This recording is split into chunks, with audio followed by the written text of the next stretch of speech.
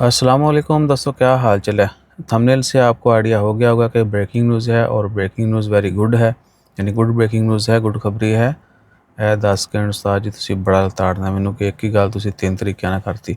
अच्छा जी, न्यूज़ ये है कि FBR ने कानून वापस लेने का ऐलान कर दिया है। कल भी आपसे इन्फॉर्मेशन शेयर की थी और एक्सपेक्टेशन जो है वो भी ज़ाहिर की थी कि नामुमकिन सा लग रहा है। जो हालात चल रहे हैं ये सिर्फ टीज़र था कि जी हम देखें ये करने की ज़रूरत थी और हमारा प्लान भी था, लेकिन हम नहीं कर रहे आवाम की फलाह के लिए।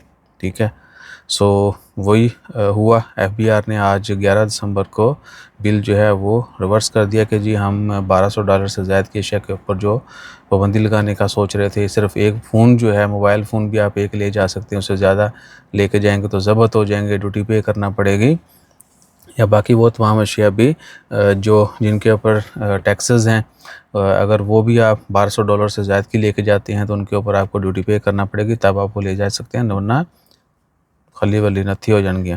सो वो जो है विद इन डेज़ रिवर्स हो गया है। अब वो कानून नाफिज नहीं होगा, लेकिन जो पुराने कानून है वो जूं के तूं जारी रहेंगे। पुराने कवानीन के मुताबिक भी सबसे पहले अगर आपके ज़हन में आता है मोबाइल फ़ोन, लैपटॉप वगैरह, तो वो आप लेके जा सकते हैं, एक से ज़ायद, बहुत ज़्यादा नहीं, 1 2 4 जो है आप लेके जा सकते हैं, लेकिन वो भी पर्सनल। अगर बिल्कुल डब्बे पैक लेके जाओगे तो फिर इमिग्रेशन वाले जो है ना, वहाँ पे कस्टम वाले वो ज़रूर थोड़ा सा करेंगे, ठीक है ना। तो जो पर्सनल यूज़ के लिए आप चीज़ें लेके जा सकते हैं, उनमें भी वही वाला कानून अभी तक चल रहा है कि जी चंद महीने आपकी एक सिम चलेगी, उसके बाद जो है आपको उसको रजिस्टर्ड करवाना पड़ेगा, और उसके PTA अप्रूव के लिए आपको पता है टैक्सेस। आजकल तो ऐसा भी है कि उतने का फ़ोन नहीं होता जितना में आपको टैक्स पे करना पड़ता है, ताकि उसके ऊपर मोबाइल नेटवर्क चलता रहे, ठीक है ना। तो पुराने कवानीन जो हैं वो जो के तू नाफिज रहेंगे। ये जो $1200 इक्वल और एक मोबाइल फ़ोन वाला जो है, ये कानून नाफिज नहीं होगा, ठीक है ना। सो एक्सपेक्टेड भी यही था। आपसे कल वीडियो में बार बार यही कहा था कि ये नामुमकिन सी चीज़ है, ऐसा यानी होना नहीं चाहिए और ना ही होगा। सो फाइनली उन्होंने विद इन डेज़, और ये भी कि 13 दिसंबर तक का टाइम दिया गया था, एक वीक का टाइम था FBR ने दिया इदारों को कि इसको अप्रूव कर लें या इसके ऊपर अपने जो रिव्यूज़ हैं वो दें, वरना अला तूल जो है वो इसको अप्रूव्ड ही समझा जाएगा और लागू कर दिया जाएगा। तो आज 11 को जो है, बल्कि कल शाम ही जो है ना ये ख़त्म कर दिया गया था। ख़बरें भी आना शुरू हो गई थी, FBR ने अपनी वेबसाइट से भी ये सारी इन्फॉर्मेशन हटा दी थी, लेकिन ऑफिशियल कोई स्टेटमेंट नहीं आई थी, इसलिए हमने इन्फॉर्मेशन शेयर नहीं की।